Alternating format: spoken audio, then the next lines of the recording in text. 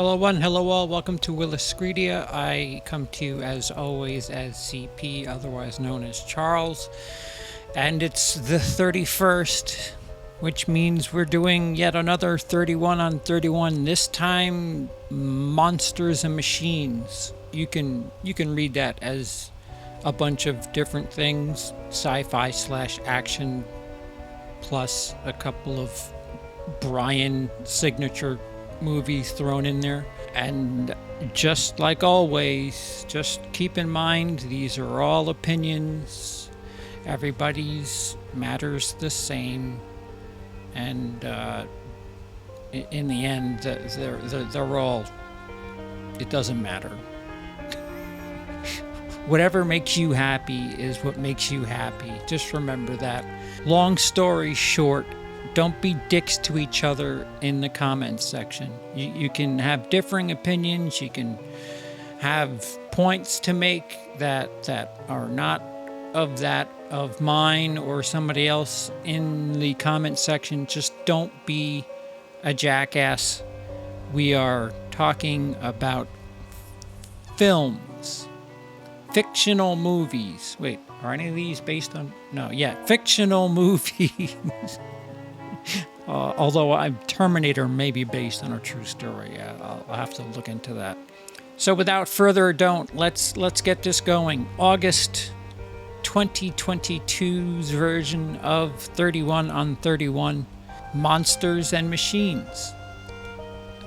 This, of course, is an Autopstream event, which means not only I am doing this, which is quite an invert if you've been around the last couple of months or year or so.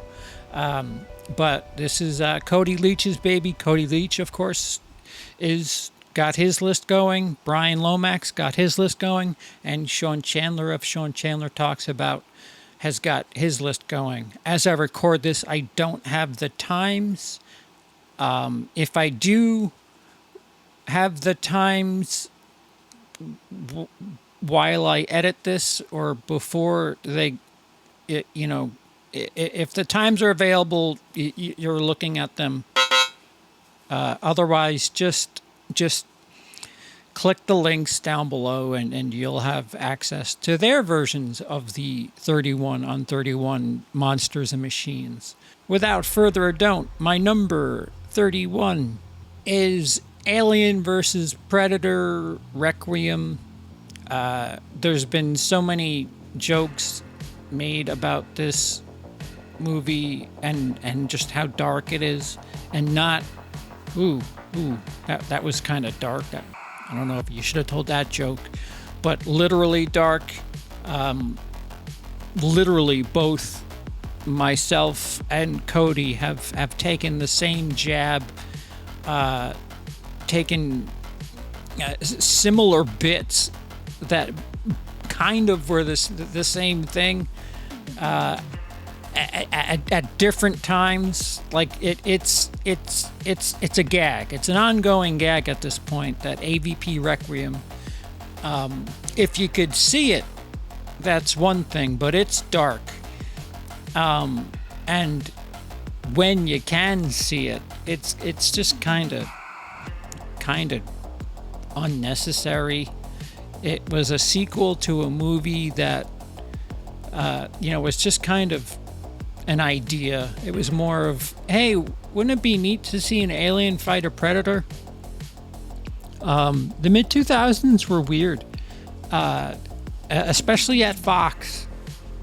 I'll never understand why they were bought out by Disney. All those incredible decisions they were making over at Fox.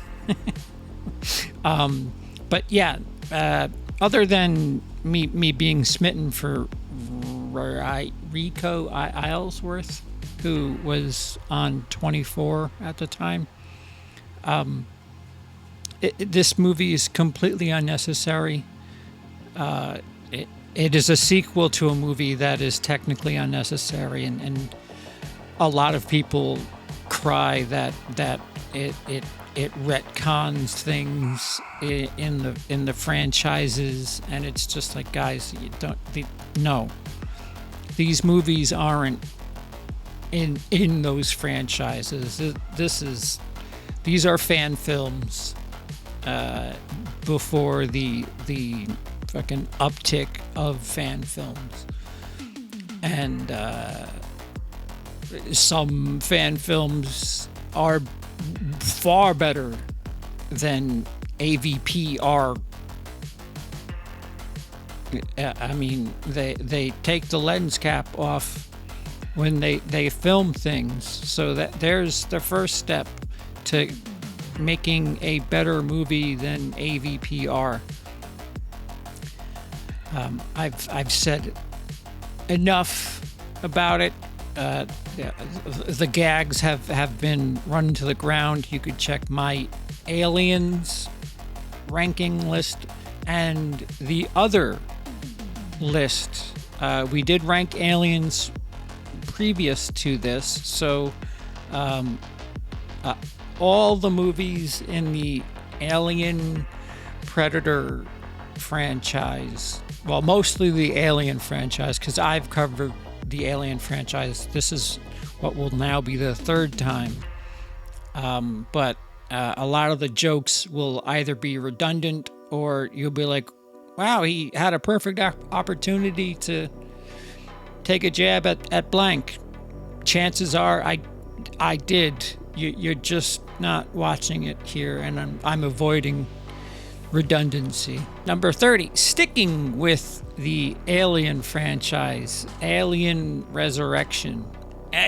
You look at the cast, first of all, the cast of Alien Resurrection, and you think there's no way a movie with this much star power can be really kind of shit. And you're wrong, because this movie can be really kind of shit, and it is really kind of shit. Again, I might be a little short on the Alien films, especially, and Predator coming in a close second. This is a chance for me to shout myself out. Go check out the other videos where I do basically the same thing, except have different jokes and show and tell. But yeah, number 30, Alien Resurrection, skeleton face, like that was nightmare fuel for quite a bit, huh? That was the one thing where it if I had to list one item from Alien Resurrections, it's the fact that they put a skull, a human skull on a xenomorph, and showed it to us, and like that. Just the image of that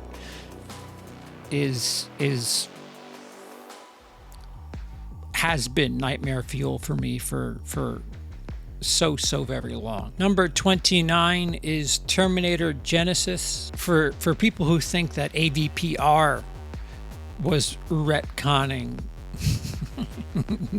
either the Alien or Predator franchise, Terminator Genesis, I don't know, it retconned the Terminator franchise while also paying homage to the Terminator franchise, and then like retconning itself in the same process. It's such a strange movie. Like, the idea was, I don't even know if the idea was good. It was unique, and I think that was the first of the Terminator movies where they dragged James Cameron out in marketing to say, guys, man, you're gonna want to watch this, and people were like, oh, James Cameron approves, so fuck, let's go. You may as well call this portion of the list like the we may as well be fan films section of my 31. because Genesis has a lot of like Easter eggs and fan filmy vibes to it. Like it's really neat the way they recreate scenes, and some of it's done really well, where you're like, wait a minute, that is what that is. Are they showing old footage, or do they is that a CGI? I mean, there's times where you're watching and you're like, it's pretty good CGI Arnold. And then you look at the dead, uncanny valley eyes, and you're like, oh, all right. Well, most of it's good. Yeah, the movie felt unnecessary. It felt like they were just kind of giving you an alternate universe perspective of the Terminator franchise. Like you're running parallel for the first 2 acts or so, and then John Connor comes back, and oh no, wait, he's a new type of T 100,000 whatever. He's made of those things that you put your face in.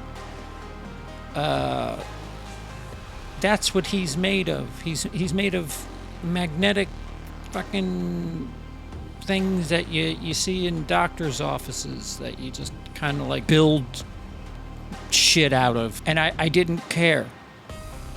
Can you tell? Number 28 is RoboCop 3. RoboCop is a franchise I've never really been rah-rah about.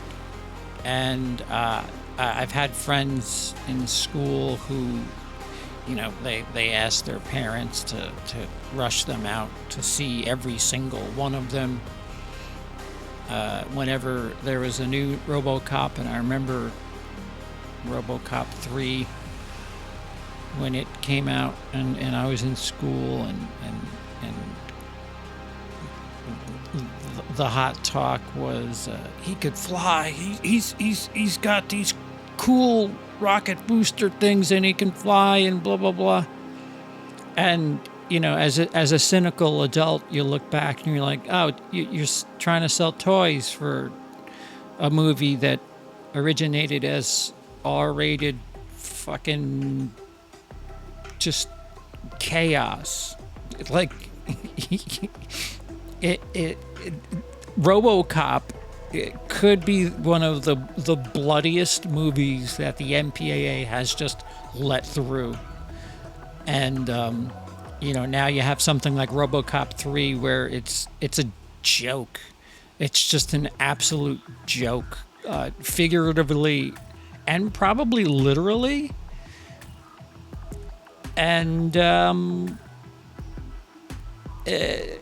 not like they had a tall cliff to fall from, but I'm not, like I said, I'm not the biggest of RoboCop fans, but RoboCop 3 is just laughable. Number 27 is the Total Recall remake directed by Len Wiseman, which is I quite enjoy some of the films, and I have to say some because before looking at his bio, I thought I was a big fan of Len Wiseman, and then I saw things that he's made, and he's tripped a couple of times since I've given him credit for basically not missing. He's missed a couple of times, this time included. Len Wiseman's been a bit of a stealth Rob Zombie because he casts Kate Beckinsale quite a bit in his movies. Kate Beckinsale, of course, was his wife for most of the 2000s. I believe they split up right before 2018, 19. Well, from the world, from the days of Underworld through Total Recall, which is all that really matters at this point, Len Wiseman always seemed to cast Kate Beckinsale, and nobody really brought it up, or really whoever brought it up didn't speak loudly enough where I was like, hey, yeah, she is always in his stuff. Except not a good day to die hard. That movie needed Len Wiseman. Die Hard 4.0 or Live Free or Die Hard. That movie has 2 titles internationally. I didn't know that until I myself was international. There are certain things that they kept for fans of the original, and certain things that they took liberties with, and for effort on trying to be different, but like the tunnel that goes through whatever the fuck that was. So the original Total Recall was an action movie. Well, it was an action movie with well, it was a sci-fi movie that really was overpowered by the action elements, because you had Arnold Schwarzenegger in the movie. Everybody wanted to see Schwarzenegger topless, running around being all sweaty, saving the day. Everybody. And this time around, you have quite the flip. Colin Farrell is the lead in this movie, and then you have 2 rather attractive females. But one of the main problems with this movie and other movies like it, where they remade classics from the 80s, classics, action stuff that succeeded in the 80s, and then neutered them with a PG-13 rating and tried to get as much money as they can. It all backfired, because the adulty nature of movies like Total Recall, like RoboCop, that was part of the fun. The 3-breasted woman from the original Total Recall. Just a funny thing. Oh, look, that people like that. It's almost like a Simpsons joke with the fish with 3 eyes. It was kind of telling you how fucked it was over on Mars, the things that were happening to humans. And frankly, a PG-13 version of Total Recall, watered down to hell, with Colin Farrell as my action star, and Bryan Cranston playing a pretty decent bad guy, if I have to give credit in certain places. Just watch the original. What the fuck? I mean, there's other things you can watch rather than 2012's Total Recall. And fuck, I mean, it looks great. If I can give it compliments, it looks fantastic. Len Wiseman certainly can paint a pretty picture, even when he's using mostly grays, which Total Recall 2012 is quite heavy in. The future tech shit is, it's neat, but not enough for me to give a shit. Sincerely, I can't get, I just can't get that original Total Recall out of my head. Schwarzenegger with his very athletic Sharon Stone at home, but he dreams of being on Mars with the corrections officer from Con Air. It ain't that always the way. You want what you can't have, and I don't want Total Recall 2012. Number 26, Matrix Revolutions. I just never got on board. Short of a couple of scenes, the Matrixes, I could recognize why people enjoy them. And keep in mind, this list, this ranking, I kind of always tell people this. I'm not judging these films based on their quality. I'm judging them based on what I would go back to. Like if you dropped all 31 in my lap right now, which one would I watch above all others? And if you took that one out of my hands, what would be the next one? That's how we get to 31. That's how I treat this list, because on technicalities, it's hard. Go to Bryan. Bryan's list is more based in the quality of the film and not so much whether or not he wants to watch it. Although maybe he's changed. We all change. But the Matrix franchise is one where I can really live without. And Revolutions, it was just like, yeah, the fucking what a finale. A whole bunch of dudes in suits that are never ending, fighting Neo, and it's rainy, and I don't know. I just never signed on. The whole red pill, blue pill, fucking you're in the Matrix, fucking just a giant. Some movies, people just fucking, they go fucking, yes, this is what I'm talking about. And some movies, people are like, I don't get it. I don't know what your deal is. And famously, I am kind of scratching my head about Lethal Weapon, which is very, very upsetting to the rest of the Autopstream crew. They're action movies from the 80s that have a very formulaic. Well, we're not talking about that. Let me not dig my hole any deeper. But Matrix Revolutions is the least good of a series of movies that I'm not very fired up about to begin with. Number 25. This film is RoboCop, and it was neutered again, PG-13.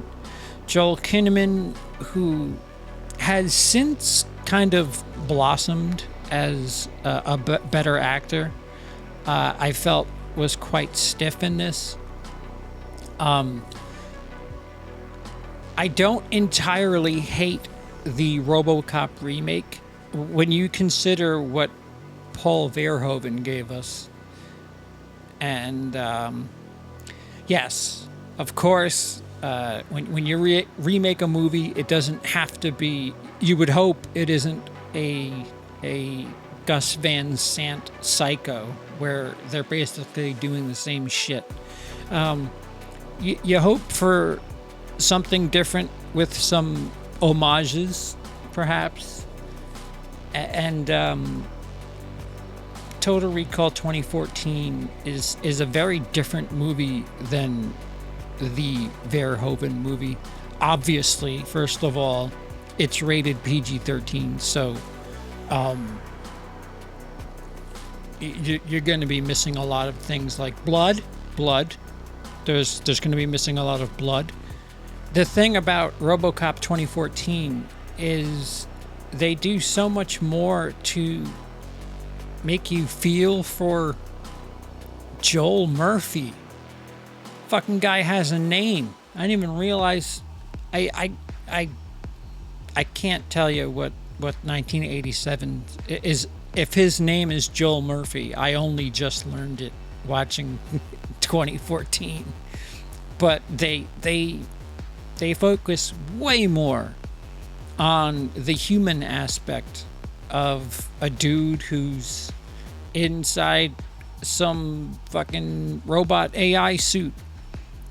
And that was unique. It was refreshing to see them go that route, because God knows they couldn't be shooting up a fuck ton of people. Title this something else, and let me rewatch it and bleach my brain going into it. But my stubborn memory and my stubborn watching movies habits just will not let me accept this as its own little private thing, because I think I would rank it way higher. Speaking of not making much money, the latest Matrix film, The Matrix Resurrections, the 2021 version, the HBO Max edition of The Matrix, John Wick Matrix Adventure. Yep, like I said before, not the greatest of fans of the Matrix franchise, and this didn't help.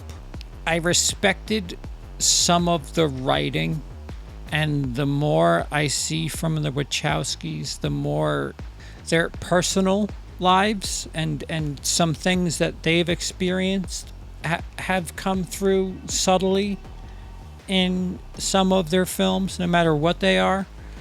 Jupiter Ascending, I certainly look at quite differently. I mean, Cloud Atlas, fuck, watch that now, knowing what you know about Wachowskis. So from what I understand, the Matrix, well, Warner Brothers approached Lana Wachowski, or both Wachowskis, about doing a fourth Matrix, and we'll say they weren't so warm to the idea, and Warner was like, well, if you don't make the fourth Matrix, we're just going to do it anyway. And Lana went ahead with other people writing it. It feels like a joke, but there's still some of those moments in the film where it feels like Lana Wachowski is still giving you some metaphors for certain things that, well, I don't know anything about. That's what I'll say. And the rest of the movie, it feels like it's kind of on the nose with the way it's basically a metaphor for the whole industry in redoing fucking everything, except in this movie they're redoing a video game, and you know they're fucking, it's going to be better than ever. And the movie captures people in certain industries, the way they suck themselves off so perfectly. But the movie, I just didn't care. I did not fucking care. And while we're on the topic of directors that really were pissed off at their bosses, I bring to you Alien 3. And again, I'm going to be short with the aliens. It's not horrible by all standards, especially in the Alien franchise, oddly enough. But if Fincher disowns it, then you know that the guy made the fucking thing. Can do far better in the Alien franchise. Can do far better in this set of 31 films. Number 22 is Terminator 3: Rise of the Machines. Another movie that felt like a rehash of another movie. It felt like they were just kind of replaying the greatest hits from Terminator 2, except the villain was a female. Can you imagine if they brought that movie out today and the backlash that Terminator 3 would have received? But for the most part, it's a bad copy of Terminator 2. I mean, was Eddie Furlong busy at that point? I'm sure he could have used the work, the money, Edward Furlong, I felt was fine. I mean, he was just in American History X, where he did just fine. He was quite capable. That was what, a year or two before they brought out Terminator 3. So I don't know the story behind the casting, but it's not like Edward Furlong was gonna fucking save Terminator 3, that's for certain. The only thing that I enjoyed about this, and a lot of people hate about Terminator 3, was at the end they finally show you like shit's popping off, Judgment Day's happening, and he's in that bunker, and people like checking in, and shit's all fucked, what do we do?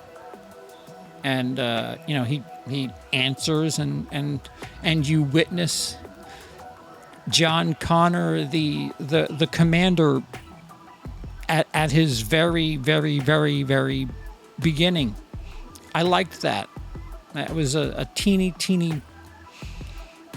again, fan service. Sometimes I get very cynical, and I'm just like, oh, really? But for some reason in Terminator 3, at the end, I was like, oh, that's cool. Even though the fucking 90 minutes or whatever I watched before this was kind of samey. That was a neat way to end this. That's neat. Number 21, Matrix Reloaded. Again, not a big Matrix guy. The highway scene, I enjoy the action of the highway scene. There's that. And to borrow from myself from 45 seconds ago, I felt like that was, hey, that's kind of neat. Other than that, I just did nope. It's an okay movie. The entire franchise is that of. I mean, I wanted to play this a bit fair, and would I watch some of the Matrix movies again? Yes, but if I'm being honest with myself in the deepest of my heart, this list would be extremely Matrix heavy at the bottom, because I just don't, it just doesn't butter my bread, and there's not enough in those movies that make me say, yeah, you know what, throw that on. Let's try watching that again. It just square peg round hole. But again, the highway scene was pretty neat.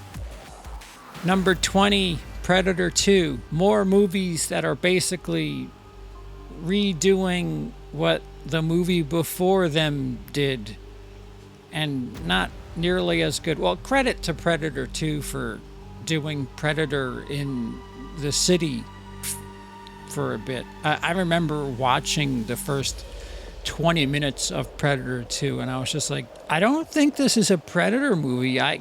Something's wrong. I'm watching the wrong movie.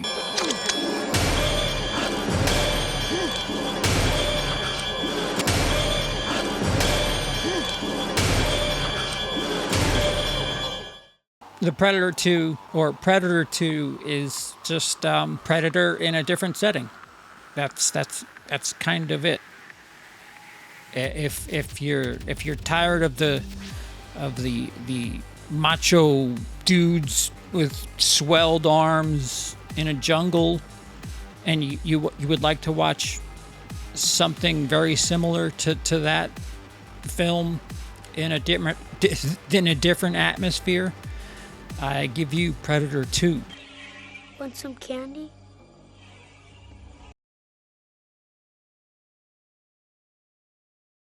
Number 19 is Alien vs. Predator. I know. Whatever you're saying, I know. This is just stupid fun. I am okay with stupid fun every now and again. And this is, anybody who wants to talk about retconning, these movies don't exist. Just a year after Freddy vs. Jason, Fox, in their infinite knowledge, said, "Hey, we've got things we can do like that. Let's do that. Just have fucking aliens and predators fighting, but throw humans in because I guess you need actors that speak that are completely overmatched." But yeah, no, I have as much fun with that as I do with Freddy vs. Jason, and Freddy vs. Jason is something that I don't really consider a part of either of those franchises. I'd watch it again, just for sheer turn your brain off and enjoy the loud noises and silliness. Number 18 is RoboCop 2, the stalking the ex-wife. Well, I don't know if we call it an ex-wife, kind of a widowed. I forgot what the term for. Well, whatever. The woman he was once married to, that weird angle was. Well, I just said it. It's weird. For a very heavy portion of RoboCop 2, it feels sloppy and kind of all over the place. I don't know if the movie knew exactly what it wanted to do with itself, and kind of towards the end falls into a typical third act structure for action films, and is a stereotype of sequels. If you tried to top RoboCop with what was in RoboCop, the Paul Verhoeven version, I don't know. You would have the ending of Evil Dead 2013, essentially. And they didn't do that. Number 17, Terminator Dark Fate. What is it with these franchises and killing characters off in seconds? Either off screen or like in seconds. Dark Fate, when they killed off little CGI John Connor, it angered me. I'll say that much. You could have let that play out a little bit. You could have. The prologue of that movie could have been, them on the run for, I don't know, 15, 20 minutes.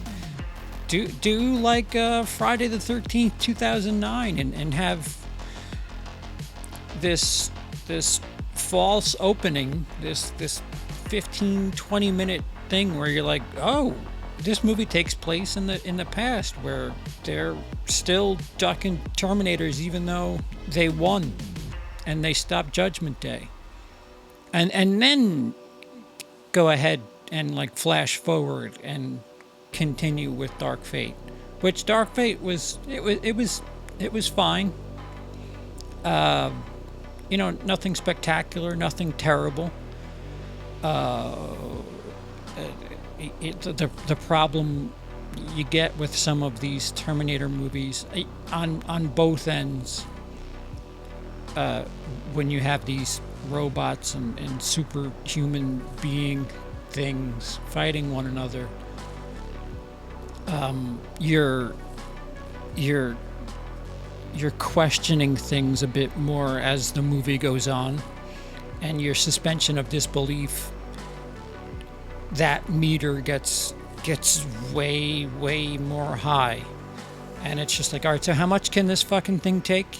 And you're saying that for basically every non-human in Dark Fate by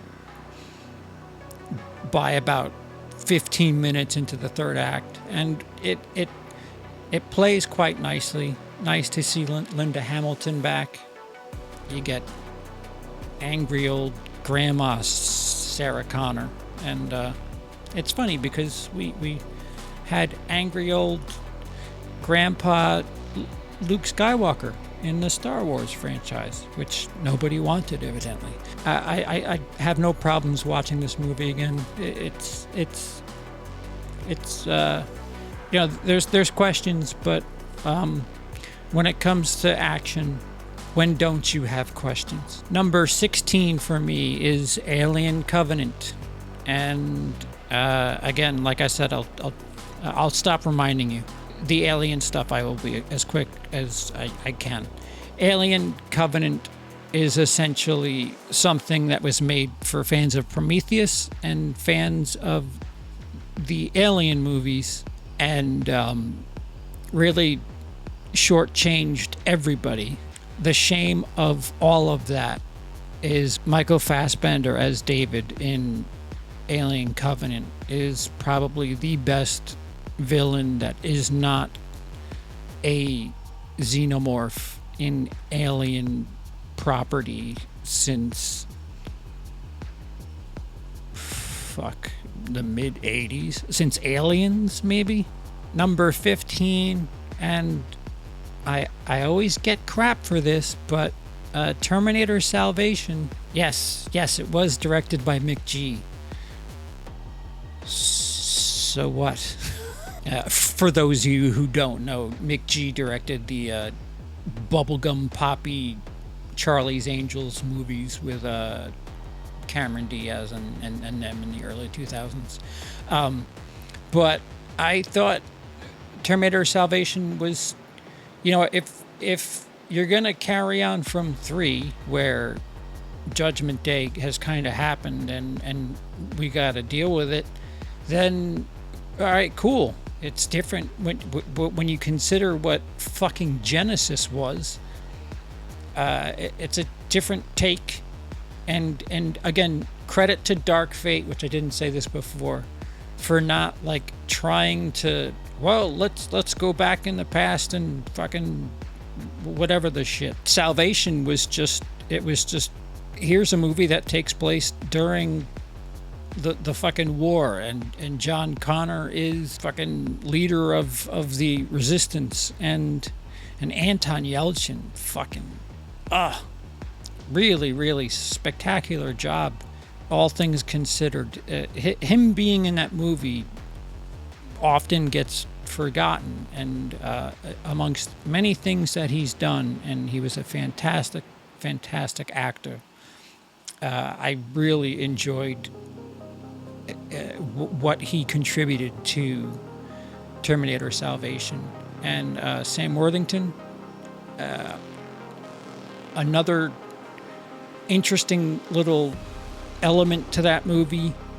It was bleak, it was dark, but that's kind of the deal. War. How much color do you want in a movie where the end of the world is happened already, and the fight is winding down? I just wish we had some pinks and some blues in this movie. It's just too gray and brown for my taste. The end of the world was just so Number 14, The Predator.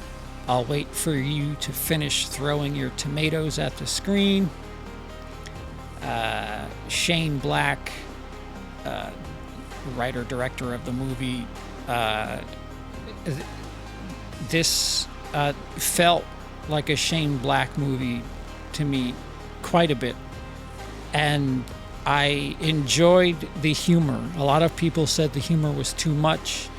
There was parts of it that people felt was too unbelievable, especially with the busload of ex armed forces guys who were in the van or the bus for mental issues. and I had no problems with that. If you want me to complain about something, it's smart kid figures out alien tech. There's that. Other than that, the comedy was fine. The Uber Predator. Okay. Nitpick. It's not going to kill the movie for me. Sorry. The dogs were you could file those under nitpick too, I guess. But I had a good time. The better part of action movies, usually when there's not shit blowing up and actiony things happening, to kind of keep your mojo running, they make you laugh and read up on Shane Black and the Predator and how he was treated and then watch it again. I was fine with the Predator. Yes, the ending, the spaceship shit was a little fucked, but again, read up on it. It's interesting. Number 13. This is extremely high for me, and it's going to be extremely low for a lot of you, but The Matrix. I can recognize the brilliance in the filmmaking, what it took to do a lot of the things that they did in that movie. It was a unique story, but again, I'm just not somebody that just fell balls deep in the lore and the universe and all of that. It was a good sci-fi movie that looked fantastic, that technically wows me a hell of a lot more than the story engages me. So you're more likely to catch me throwing on the first Matrix, muting it, and editing in the background or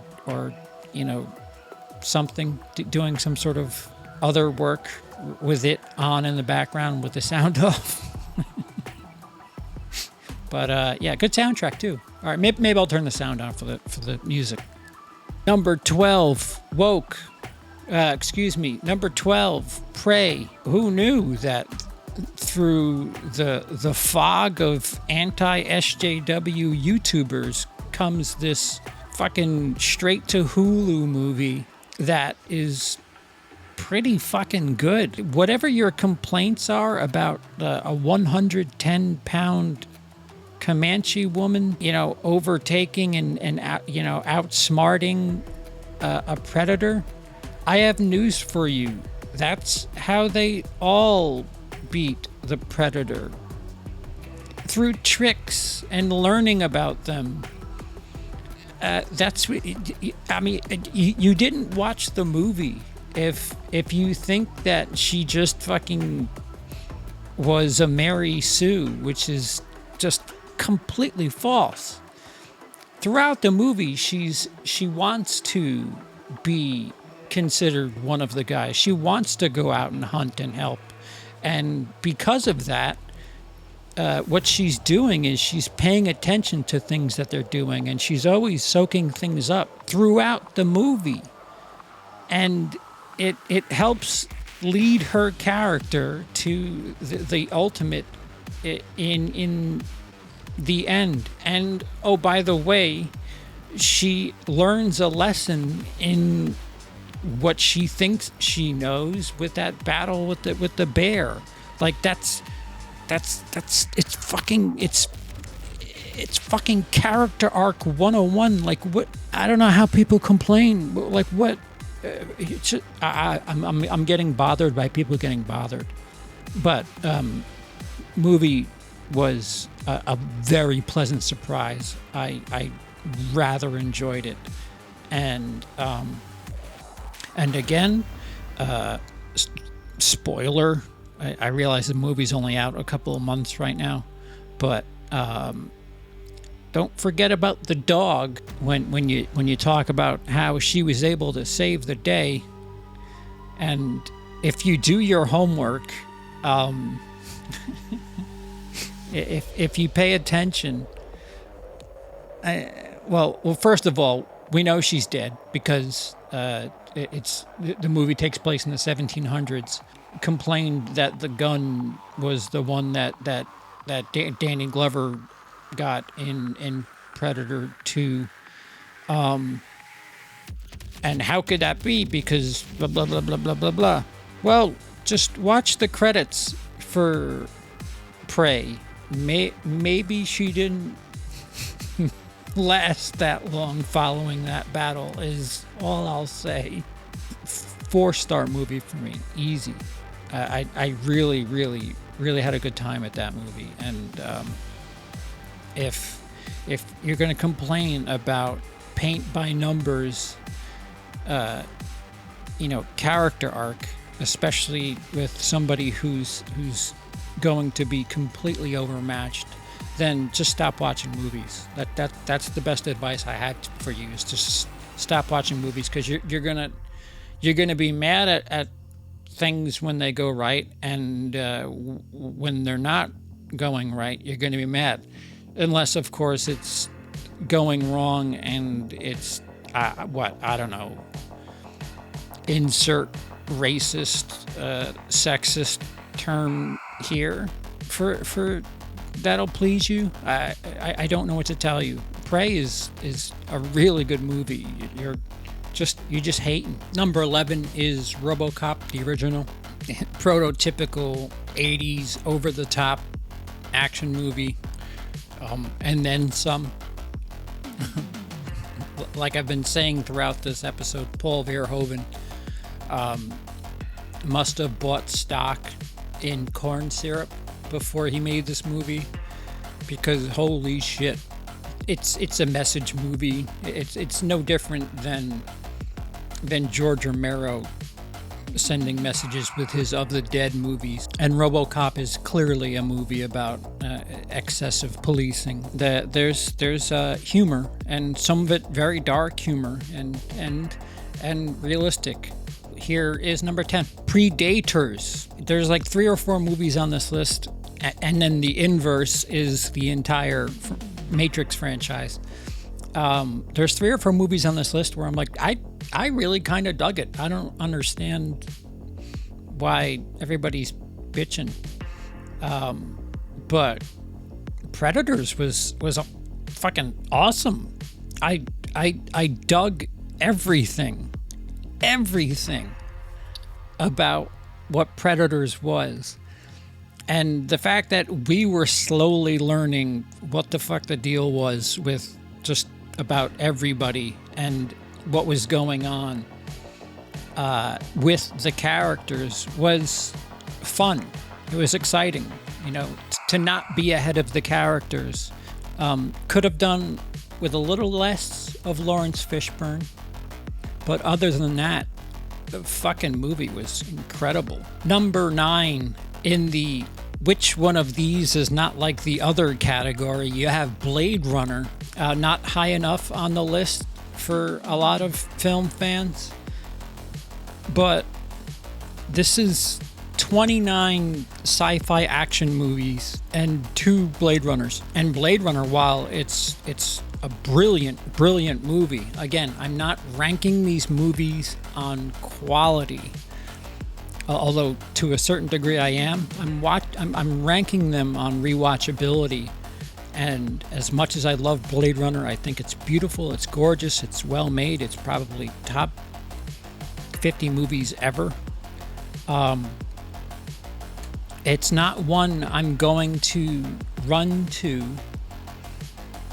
over 8 other movies that I will talk about quite soon. This is a sci-fi movie. It's a bit of it's a noir, isn't it? It's not. I don't know. If it's not in the top 3 on Bryan's list, I'm gonna question life. But number 8 is the original Total Recall, the sci-fi that I'd go to watch in a pinch. Not Blade Runner. Sorry, guys. Sorry, fans of Ridley Scott. There's like 75 Ridley Scott movies in this list too, by the way. Did you notice that? It's got a bit of everything for everybody. A sweaty Arnold Schwarzenegger, Sharon Stone, pre-Basic Instinct. Some unique ideas. It had 3 tits, if you were looking for that. It had aliens. It had fucking babies in bellies who were actually controlling whatever the fuck. But yeah, great movie, and an ambiguous ending. Number 7 is The Terminator. That movie is that's a horror movie. The Terminator is a horror movie. That fucking it's a fucking slasher movie with a gun is what The Terminator is, and you guys know how I feel about slashers, so really fucking fantastic movie that only gets improved upon as proved by me not yet mentioning another movie. Another brilliant case of showing how a character's arc is done masterfully. Sarah Connor in The Terminator. I don't know why I'm stuttering. The Terminator. Fucking waitress, for fuck's sake. It's funny, you watch it now, and the steps that the Terminator goes to kill Sarah Connor, like using the phone book and shit. Like today, you would just fucking find her Facebook page and whatever. A nice homage to that in Dexter, season 4. But I digest. I just keep mentioning other things that I want to talk about. But yeah, The Terminator. What else could be said about The Terminator other than it's a movie directed by James Cameron? Also in focus. Number 6, let's keep the Schwarzenegger block going. Predator. A movie so nice they redid it 4 or 5 times. You have these big bad muscle-bound freaks that are using excessive ammo to try to take it out. And the Predator is much better equipped and has a far better laugh, in my opinion. I mean, if I had that laugh, I would go to random places and just turn the lights off and laugh and then leave. Let them figure it out. These are like classics. There's not much else I can say about these movies. They're fucking classics. I've talked about them years now.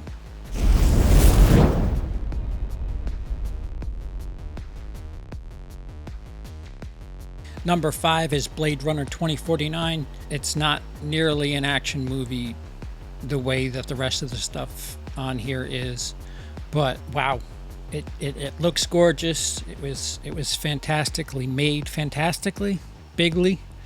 Ana de Armas, before we knew who Ana de Armas was, being a giant hologram.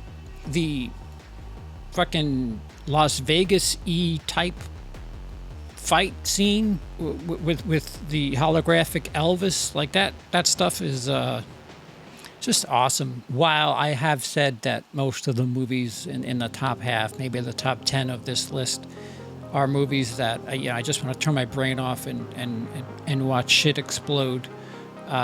Blade Runner 2049 is the rare case where I'd like to sit back and take it easy a little bit and just kind of be wowed at what's going on and where the story's taking me. Story.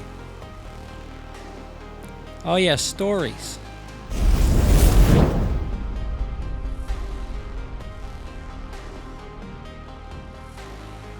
Number 4 is Prometheus, extremely high. And again, this probably doesn't fit in the heavy action category unless you consider a giant crescent-shaped ship rolling down and people failing to run in either direction out of the way. If you don't consider that enough action, then this is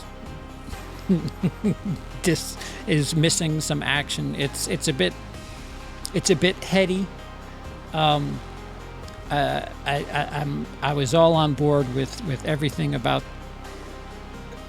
this prequel. I didn't need to have the final seconds or so. The fucking the scene where Nomi Rapace is in the med bay and having fucking, I don't know, a cesarean. That was horror. I didn't want to pee for a day or two after watching that scene. I said I'd stay short with the Alien stuff, but if you want more from me on the Alien franchise, there's 2 other videos to check.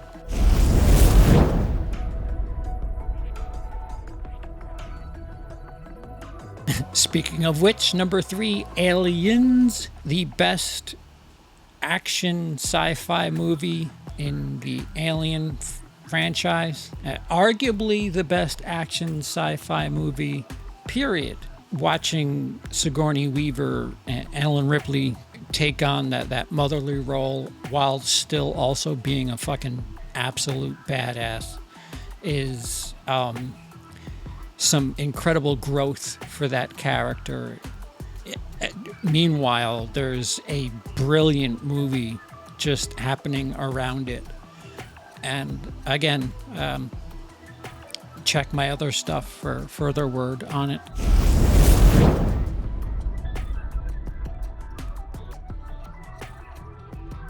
Number 2 is Terminator 2. This, in my opinion, is probably the best action sci-fi movie. It might be up there for my favorite action movie. I mean, the sci-fi element is just 2 robots that come back from the past. Other than that, there's they do future robot-y shit. All right, so it's got a lot of sci-fi elements. I'll shut up. But Terminator was a horror movie, and Terminator 2 was a fucking supremo action movie, much like Alien was a horror movie and Aliens was a supremo action movie. But to somehow take Terminator and then twist it to where Schwarzenegger is now a similar model of tech that was sent back in the first movie, but he's now the good guy in the second movie. Like Linda Hamilton, her eyes when she first realizes Schwarzenegger's like right there in front of her, or the Terminator, the T-1000, whatever the fuck, and she does that backwards, crawling and slipping on her feet in fucking sweatpants like that. That was a genuinely awesome scene that doesn't get enough credit because too many people go into that movie knowing that Schwarzenegger's character is the good guy or the good robot. I guess it'd be interesting to watch somebody watch The Terminator and be like, "What the fuck? Why is he killing people? Edward Furlong didn't tell him to not hurt people." But yeah, Terminator 2, second best movie of these 31, as far as I'm concerned, to be topped only by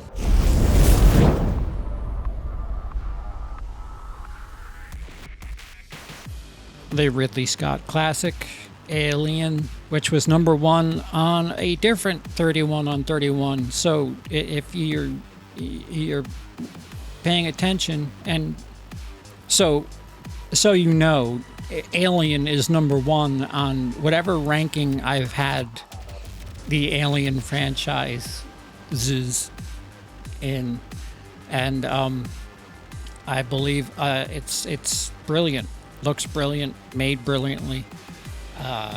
It is a horror movie set up in space. Again, it plays like a slasher, and I love me some slashers, and that's kind of what the Xenomorph is doing. He's just picking people off one by one, and Sigourney Weaver's character, Ellen Ripley, is the final girl, and I'm all about every last piece of Alien. So that's it. That is my 31 on 31 Monsters and Machines. What are yours? Let me know down below in the comments section. If you enjoy this, clicking that thumb immensely helps me. If you'd like to see this and other projects, including rankings and doing tier lists lately, subscribing, that would be fantastic for, well, it'd be fantastic for both of us. I apologize to those of you who expect the normal zhuzh that comes with my 31 on 31 videos. I really hope to have that element back for the Halloween edition of 31 on 31. But we've had some hiccups, lost a lot of gear in our travels to the United Kingdom, and which is why I came back to New York early, which is where I'm reporting from. So there's that. If you enjoy the work and want to support the channel and other projects in the future, as well as seeing behind the scenes stuff, there's actually a ongoing vlog about what's going on behind the scenes for the last 6 months or so. If you're interested in the team behind WILIscredia, myself and Emily, there's that content. There's other content early. Patrons have seen this already before you have. And you're also supporting the channel, so you're contributing to making better content, because I do put 100% of the money I get from Patreon right back into the channel, and I do appreciate every last one of you who have supported in the past, who are currently supporting, who will support in the future. It means the world. It lets me spread my wings a little bit extra further, even though they're a little clipped right now. But you guys give me the chance to do fun stuff and really try to play around with the visuals, and I owe it all to you guys. All of your support is what is driving very specific elements of my creativity and how far I'm able to take some of it. No pressure. But like I said before, there is a Cody Leach version of this list. There is a Sean Chandler Talks About version of this list. And there's a Bryan Lomax version of this list. Those links will be in the description down below. I don't know how else to end this. So